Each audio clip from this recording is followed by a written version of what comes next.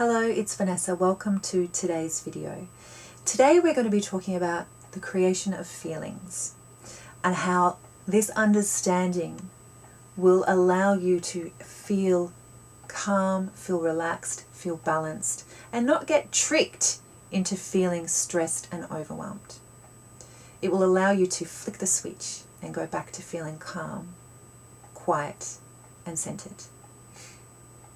Before I do that, I need to highlight something to you. Yesterday, you will remember that we spoke about mind, consciousness, and thought, and we also spoke about the inside-out nature of our experiences. You will remember that I said that mind, consciousness, and thought are principles that are always working, just like gravity is always working, whether we're aware of it or not. And when we are not aware of mind, consciousness, and thought working, this is where we have the tendency to fall into negative states, to go into worry, stress, overwhelm, panic, jealousy, anger, whatever it might be. When we forget that thought is always at play, that's when we get into trouble. Now, what creates feelings? Moving on to today's subject. Fundamentally, thought creates feelings. When you feel stressed, it is only because a stressful thought has popped into your head, and that stressful thought creates a stressful feeling. That's all that is really happening. You are just feeling your thinking. When you feel worried, it's only because you've had a worried thought, and that worried thought creates a worried feeling. And conversely, when you're feeling loving, it's only because you've had a loving thought pop into your head, and that loving thought creates a loving feeling. And when you're feeling peaceful, it's only because you've had a peaceful thought, and that peaceful thought creates a peaceful feeling.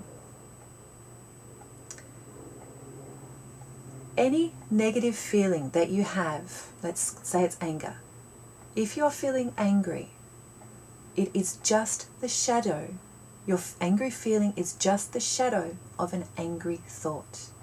And when you realize it is just thought, you don't get trapped by it. And you can flick the switch and move back to feeling calm and balanced much, much quicker.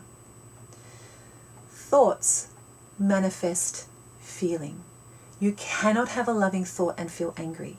You cannot have an angry thought and feel love.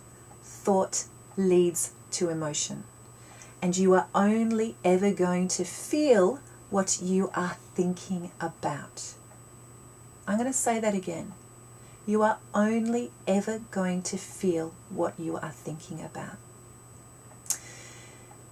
Now, thought is one of those really ordinary miracles. We all know that we think it hardly seems amazing, but as humans, what we tend to do is get hooked into our thinking or the content of our thinking, rather than marveling at the fact that we have the power to think, and that whatever we are feeling internally is just the result of thought. This understanding offers us great freedom, because in any moment, you are only ever one new thought away from feeling absolute calm. You are only ever one new thought away from feeling total relaxation. One new thought away from happiness. One new thought away from motivation. Okay, I can hear some of you thinking, okay, yeah, all right, well, if I'm just feeling my thinking, then how do I stop those thoughts? You can't, and you don't.